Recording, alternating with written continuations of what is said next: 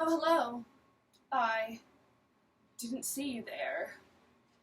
It's just me, Hana Shafi, the illustrious author of Small, Broke, and Kind of Dirty, in my glamorous one-bedroom apartment. But seriously, I'm here to give you 5 tips if you are a new writer. And the tips are pretty legit. After all, someone who has this robe must know what they're talking about. Something to consider. Alright, tip number 1. Rejection is okay, and it's normal, and it's probably going to happen a lot. And I know that sucks to hear, and it's kind of a demotivating tip to be number 1, but it's just an important thing to consider. Rejection doesn't necessarily mean that your work is bad. Sometimes people are just looking for something different, and also sometimes it's just a little bit of bad luck. Number 2, know your voice. Your voice is your own. It is unique. Now, it's okay to be inspired by writers that you really like, but you need to realize that your work is never going to be theirs. It's not going to be exactly like theirs, it's not going to sound exactly like their writing, and that's okay. Your voice is unique, and that's what makes your work special. There's a need for diverse voices. There's a need for different types of writing, different tones of writing, different feelings to writing. So it's okay that your voice is different, and hone that. Know your own voice. Don't imitate someone else. You're the best at being you. Tip number 3. Make sure that you write, even on days where you feel like your writing is a whole crock of shit. That's okay. And this is something that I feel like I need to internalize, because to be honest, I'm not very good at this. So, it's advice to you and also to me. Not every day is necessarily going to be you in the zone, being your best self, writing a friggin' masterpiece. Some days you're going to be writing something and it's going to sound like, I don't know, shitty poetry that you used to write on Tumblr when you were 15. Again, that's okay.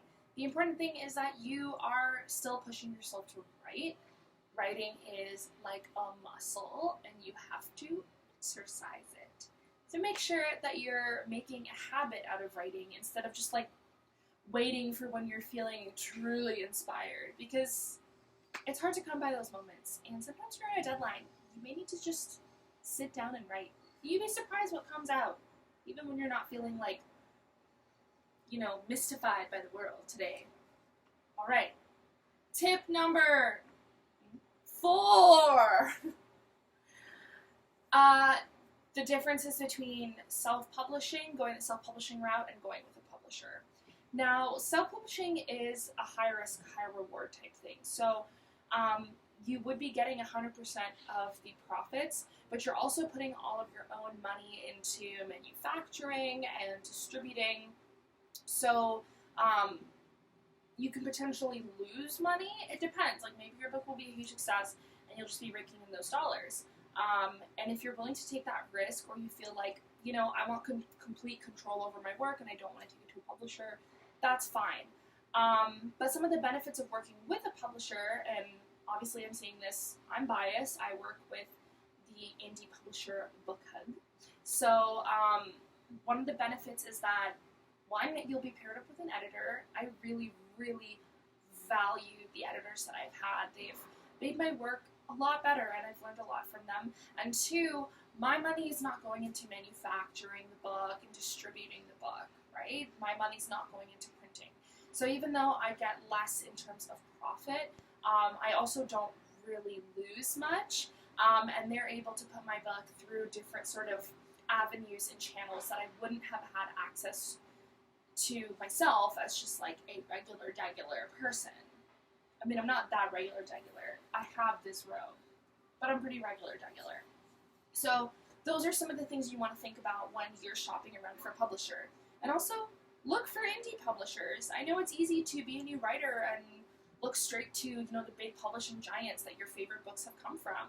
But those are really hard to get into as a new writer. Some of them won't even look at your manuscript unless you have a literary agent. So look around at some of the indie publishers in your city. A lot of them are doing fantastic work. And the fifth tip is believe in yourself. Just kidding, that's not the fifth tip. You should believe in yourself.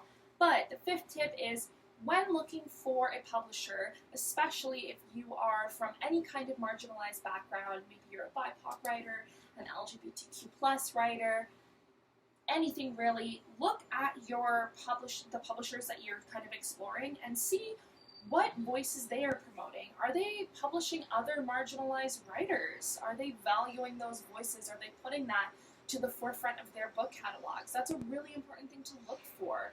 You want to go with a publisher that actually believes in inclusivity. I think that's something really important, and I know that that's something that I looked for when I was shopping around for a book. So that's and I guess bonus tip number 6 is get a cat. Oh, her paw's stuck. Don't do that. Get a cat. Anyways, thank you for tuning in to these 5 tips, and I hope that they were helpful. And remember, your stories are valid and important, and someone really, really wants to read what you have to say, so don't give up. Put your shit out there. People want to read it. Okay, goodbye. I'm going to go back to being glamorous.